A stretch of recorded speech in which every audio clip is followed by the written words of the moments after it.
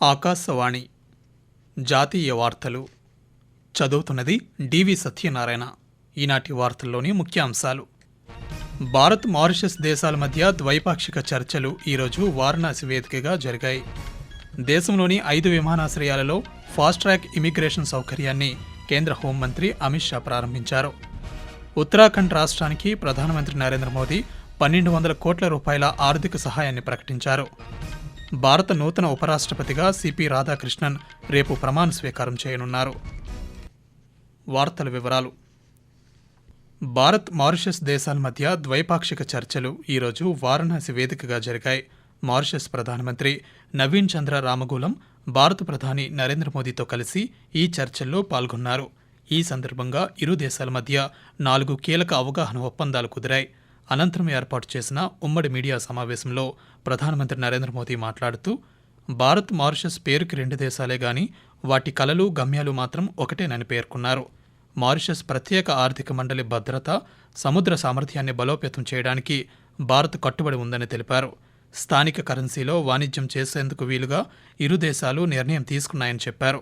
భారత్ వెలుపల మొట్టమొదటి జన ఔషధి కేంద్రం మారిషస్లోనే స్థాపించబడిందని నరేంద్ర మోదీ గుర్తు చేస్తూ, भारत के बाहर पहला जन औषधि केंद्र अब मॉरिशस में स्थापित हो चुका है. आज हमने निर्णय लिया है कि मॉरिशस में Ayush centre of excellence 500 bed का शिव सागर रामगुलाम नेशनल हॉस्पिटल और veterinary school and animal hospital के निर्माण में भारत सहयोग देगा.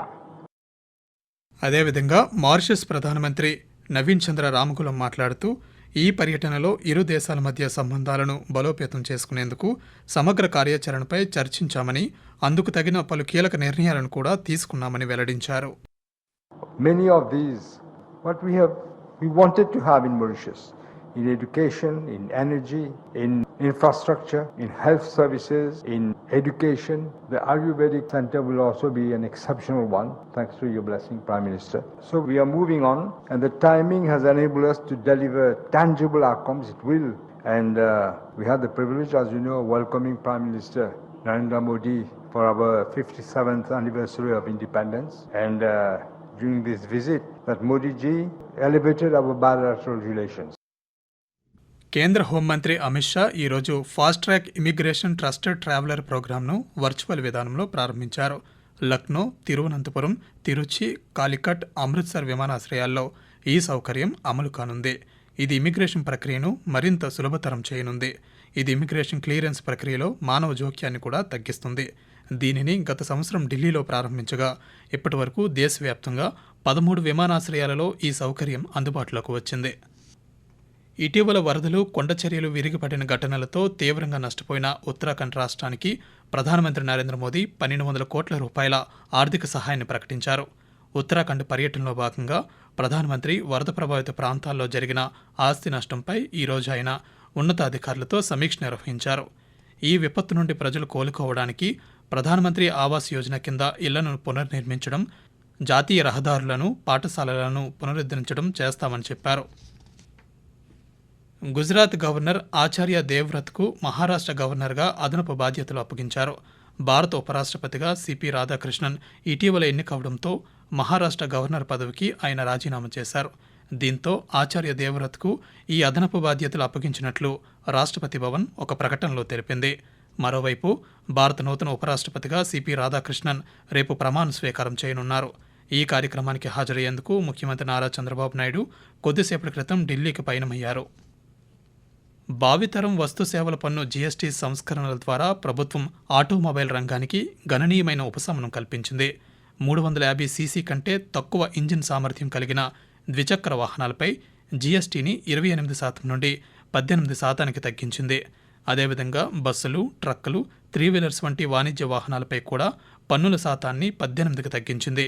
ఇక ఎలక్ట్రిక్ వాహనాలు 5% పన్నుల స్లాబ్ పరిధిలో ప్రయోజనం పొందుతూనే ఉన్నాయి. ఆటోమొబైల్ పరిశ్రమ దేశ ఆర్థిక వ్యవస్థలో కీలక పాత్ర పోషిస్తోంది. వివిధ రంగాలలో 3.5 కోట్లకు పైగా ఉద్యోగాలకు ప్రత్యక్షంగానూ పరోక్షంగానూ మద్దతునిస్తోంది. ఈ సంస్కరణలు వాహన ధరలను తగ్గించడమే కాకుండా డిమాండ్ను కూడా పెంచుతాయి. ఆకాశవాణి జాతీయ వార్తలు వింటున్నారు.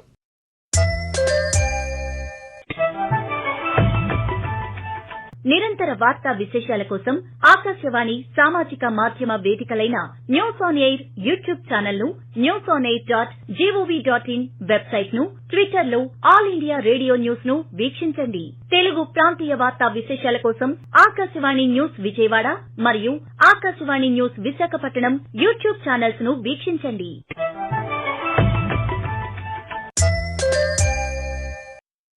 నేపాల్లో కొనసాగుతున్న రాజకీయ గందరగోళం మధ్య తాత్కాలిక ప్రభుత్వ నాయకత్వాన్ని నిర్ణయించడానికి ఆ దేశ అధ్యక్షుడు Ramachandra Paudel, Nepal army chief Ashok Raj Sigdel, Gen Z ప్రతినిధులతో ఈరోజు చర్చలు జరిపారు.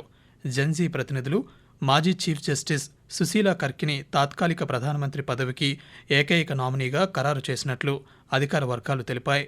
ఇదిలా ఉండగా సోమవారం జరిగిన నిరసనల్లో ప్రాణాలు కోల్పోయిన వారి సంఖ్య 30కి చేరగా వివిధ ఆసుపత్రులలో 1100 మందికి పైగా చికిత్స పొందుతున్నారు. మరోవైపు నేపాల్ సైన్యం దేశవ్యాప్తంగా కర్ఫ్యూని రేపు ఉదయం వరకు పొడిగించింది. ఆర్మీ, నేవీ, వైమానిక దళానికి చెందిన 10 మంది మహిళా అధికారులతో కూడిన మొట్టమొదటి త్రివిధ దళాల సేవల సిబ్బంది సముద్ర ప్రదక్షిణ యాత్రను రాజ్నాథ్ సింగ్ వర్చువల్గా జెండా ఊపి ప్రారంభించారు. ఈ సందర్భంగా ఆయన మాట్లాడుతూ ఈ మిషన్ ఆకాశం ఎత్తుల నుండి మహాసముద్రాల లోతుల వరకు ప్రతి రంగంలో భారతదేశం సాధించిన పురోగతికి నిదర్శనమని పేర్కొన్నారు. దీనిని భవిష్యత్ తరాలు గర్వంగా గుర్తుంచుకుంటాయని ఆయన మాట్లాడుతూ यह भारत के इतिहास का वह पल है जिसे आने वाली पीढ़ियां पूरे गर्व के साथ याद करेंगी. आज का दिन केवल आर्मी, नेवी और एयरफोर्स ही नहीं बल्कि पूरे देश के लिए एक बहुत ही गर्व का अवसर है. और यह वह क्षण है जब हम यह संदेश दे रहे हैं कि भारत अब किसी भी क्षेत्र में पीछे नहीं है. चाहे वह आकाश की ऊंचाइयां हों या फिर सागर की गहराई हो, भारत माता की संतानें हर क्षेत्र में अपना पराक्रम और अपनी क्षमता का परिचय दे रही हैं. దుబాయ్లో ఈ నెల 14న జరగనున్న Bharat Pakistan Asia cup T20 cricket మ్యాచ్ను రద్దు చేయాలని కోరుతూ దాఖలైన పిటిషన్పై అత్యవసర విచారణకు సుప్రీంకోర్టు ఈరోజు నిరాకరించింది. Justice JK Maheshwari, justice Vijay బిష్ణోయ్లతో కూడిన ధర్మాసనం ఈ విషయాన్ని అత్యవసరంగా జాబితా చేయడానికి నిరాకరించింది. మ్యాచ్ కొనసాగాలని పునరుద్ఘాటించింది.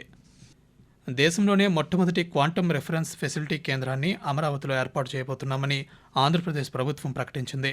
40 కోట్ల రూపాయల అంచనా వ్యయంతో స్థాపించబోయే ఈ ఫెసిలిటీ కేంద్రంలో క్వాంటమ్ భాగాల పరీక్ష, బెంచ్ మార్కింగ్ మొదలగు సదుపాయాలను సమకూర్చనుంది. దీంతో భవిష్యత్తులో అమరావతి నుంచే క్వాంటమ్ కంప్యూటర్ల తయారీకి ఇది పునాదిగా నిలవనుంది.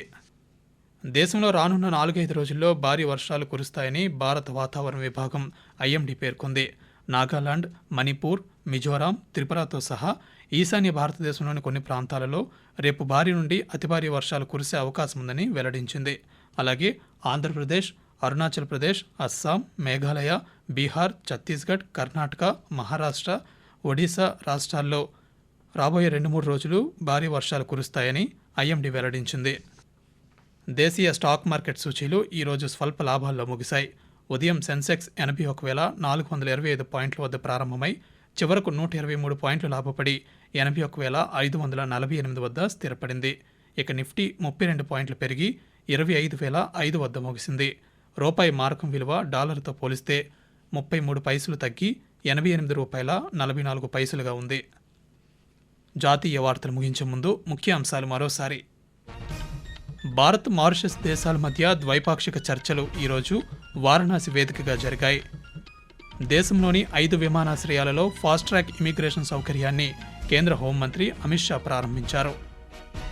ఉత్తరాఖండ్ రాష్ట్రానికి ప్రధానమంత్రి నరేంద్ర మోదీ 1,200 కోట్ల రూపాయల ఆర్థిక సహాయాన్ని ప్రకటించారు. భారత నూతన ఉపరాష్ట్రపతిగా సిపి రాధాకృష్ణన్ రేపు ప్రమాణ స్వీకారం చేయనున్నారు.